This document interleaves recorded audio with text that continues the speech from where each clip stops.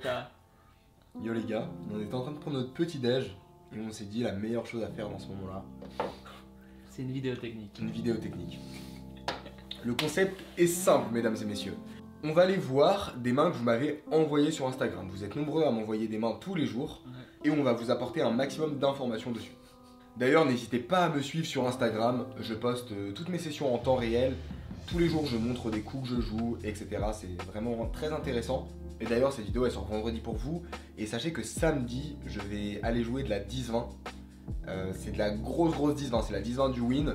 Ça joue très cher. Enfin, c'est de la 5-10-20. Et je vais organiser un jeu concours sur Insta et sur YouTube. Je vais donner 20% de mes gains, donc 10% sur YouTube, 10% sur Insta. Sur YouTube, c'est très simple, vous avez juste à vous abonner. Et j'irai swipe dans mes abonnés et je prendrai un abonné au hasard. Et sur Insta, je mettrai une publication. Allez voir sur mon Insta ma publication la plus récente. Il y a toutes les infos. A noter qu'il faut dans tous les cas me suivre sur Insta parce que le tirage au sort se fera dimanche sur mon Instagram. Mais voilà, faites sur YouTube et sur Insta, vous avez 2 fois plus de chances de gagner. C'est de la 10-20, ça va envoyer des gros parpaings. Ça peut vraiment monter très haut. Donc voilà. Et moi j'ai une question. Ouais.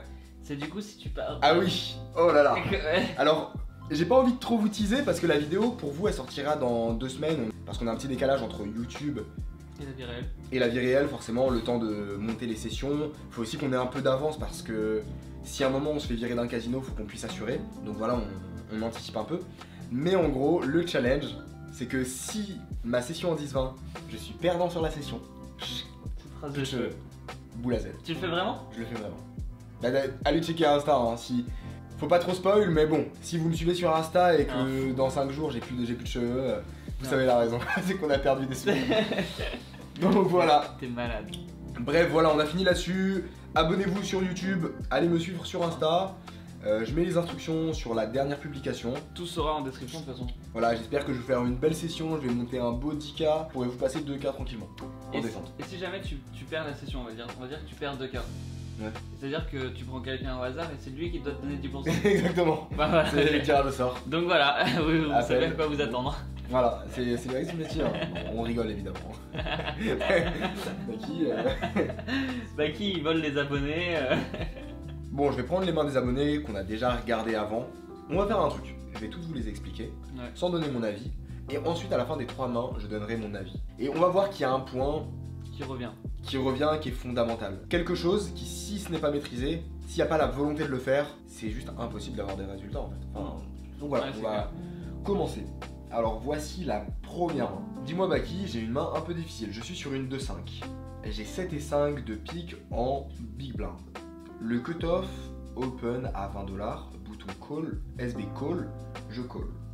On tombe sur un flop valet 6-3 avec 2 piques. Donc on a tirage quinte plus tirage couleur. SB check, je check, le cutoff bet 65€ et le bouton call. La small blind fold, je call, turn tombe un 10 de carreau. On se retrouve à 3 du coup. On se retrouve à 3 joueurs dans un pot qui est quand même assez conséquent. Je check, le cutoff bet 170€, bouton fold. Qu'est-ce que tu fais à ma place Baki? Il joue 400 derrière et moi 780. Call ou fold. On va parler de toutes les mains et ensuite on donnera les infos. Je vous laisse réfléchir dans un premier temps, c'est quoi le problème selon vous dans cette main? N'hésitez pas à mettre pause sur la vidéo. Ok, spot suivant. Salut Baki, j'ai besoin de ton avis sur un spot. C'est une 1-2 en home game et j'ai un stack effectif à 175€. Je suis en milieu de position avec paire de dames. Le joueur en début de position relance 14$, je relance 40$. La grosse blinde paye, le joueur en début de position paye. On tombe sur un flop As-9-7 avec un tirage couleur. Je fais tapis, la grosse blinde paye. Le joueur en début de position fold et le joueur en grosse blinde retourne paire de roi. Ok. Et la dernière main, salut Baki, je m'assois en cash, je monte à 800€, arrive une main, j'ai dame valet dépareillé, je sais pas en quelle position. Je mise 40 pré-flop, tout le monde fold sauf un type qui call, je sais pas s'il est en position ou pas. Au flop, il y a roi 10-10 avec un tirage couleur. J'ai mis 60€, il call, turn ça tombe un 7 de trèfle, il décide de reprendre l'initiative. Il mise 100€, je call, river 9, j'ai fait quinte, il fait 500€, je fais tapis pour 600, il call et il retourne 10 et 7. Ok. Ok. Bon. Il y a un big problème. Il y a un big problème. Le big problème... Ça va parce que c'est pas très grave en soi. C'est quelque chose qui peut se corriger facilement. C'est quelque chose qui se corrige facilement. Voilà, c'est le petit côté bienveillant du gars, il est gentil. Non mais c'est vrai. Oui, c'est quelque chose qui se corrige facilement, mais qui a un big problème et il faut en prendre conscience. Le problème, c'est qu'il n'y a aucun contexte dans les mains. On n'a aucune information. On prend n'importe quelle main, on prend la main avec Dame Valet. Quand le mec il mise river, ça dépend tellement. Si c'est un joueur qui est agressif, c'est un mec plutôt conservateur. Si c'est un mec qui aime mettre l'argent au milieu quand il est en value et qui peut avoir des mains comme As 10, Dame 10, Valet 10, ça dépend. Si le mec il est agressif et qu'il peut avoir des tirages couleurs joués comme ça. Enfin, toutes les mains, elles dépendent entièrement des adversaires qu'on a en face. Parce que tu joues pas du tout pareil en fait. Pas du tout. Et c'est pour ça que quand j'ai commencé les sessions en Roumanie, c'était un peu compliqué. Et plus je jouais les joueurs, plus la courbe elle montait. Pareil, quand on allait à Vegas, les premières sessions c'était un peu dur, fallait le temps de s'adapter. Et après ça montait. Ce qui est vraiment vrai, parce que quand on voit les sessions de Roumanie, on voit que au fur et à mesure des épisodes, ça se déroulait beaucoup mieux, étant donné que t'avais plus de texte sur tes adversaires. C'est ça, plus d'informations. Je connaissais les joueurs. Tu vois, typiquement, là on joue au win. Même si on pouvait gérer une autre autorisation parce que la chaîne elle a monté, je voudrais pas parce que je connais trop les joueurs du win. Ouais, c'est bien ça. Je connais le profil type qui va au win en fait. Le profil type qui va au win, c'est pas le même profil type qui va au sauce point. Ouais. Le mec il a pas fait les mêmes choses avant, il sort pas de soirée, il sort pas de boîte, peut-être qu'il sort du travail, il est dans une autre dynamique, il est dans un autre mental, dans un autre mindset, et ça va faire qu'il va jouer forcément différemment. Et en fait, le problème pour moi il est simple. C'est que si vous n'êtes pas capable de vous adapter aux joueurs, si vous ne travaillez pas cette compétence, parce que c'est une compétence, il y a des techniques pour ça, il y a plein de choses, on pourra en parler en vidéo, mais si vous ne travaillez pas cet aspect du poker, arrêtez le poker, ça ne sert à rien. Vous n'aurez jamais de résultats sans une bonne adaptation. Un joueur récréatif qui s'adapte va avoir plus de résultats qu'un joueur régulier qui s'adapte pas. Mais c'est sûr que l'adaptation c'est le maître mot quoi. C'est le primordial. Et il n'y a aucune main sans contexte en fait. C'est très rare. Parce que ouais, une main peut être bien jouée et mal jouée à la fois. Le même spot peut être bien joué et mal joué suivant le contexte. En fait. Si par exemple on prend la main avec Dame Valet, il y a des joueurs contre qui on aura 80% du temps la meilleure main, il y a des joueurs contre qui on aura 0% du temps la meilleure main. Ouais. Et quand vous jouez des pots à 1000, 2000 euros, bah vous vous doutez bien que 3-4 pots où vous économisez 1000, 2000 euros parce que vous avez l'information sur le joueur, sur le mois ça fait 6000, 7000 euros. Et en fait ça fait un gap qui est énorme, c'est pour ça que... C'est conséquent ouais. L'adaptation, elle est fondamentale, elle est inévitable, et si vous n'êtes pas capable de vous adapter, ne jouez pas. Ça sert à rien en fait. On n'est pas là pour jouer comme des robots, vous allez perdre trop d'argent. Et on joue en live, on a la chance de jouer qu'une main, on a la chance de jouer qu'une table en même temps, d'avoir le temps de pouvoir discuter avec les joueurs. Et il faut vraiment se servir de ça quoi. C'est hyper important. C'est très important quand tu arrives à une table de poker de pas mettre tes écouteurs, ta capuche et de parler à la personne.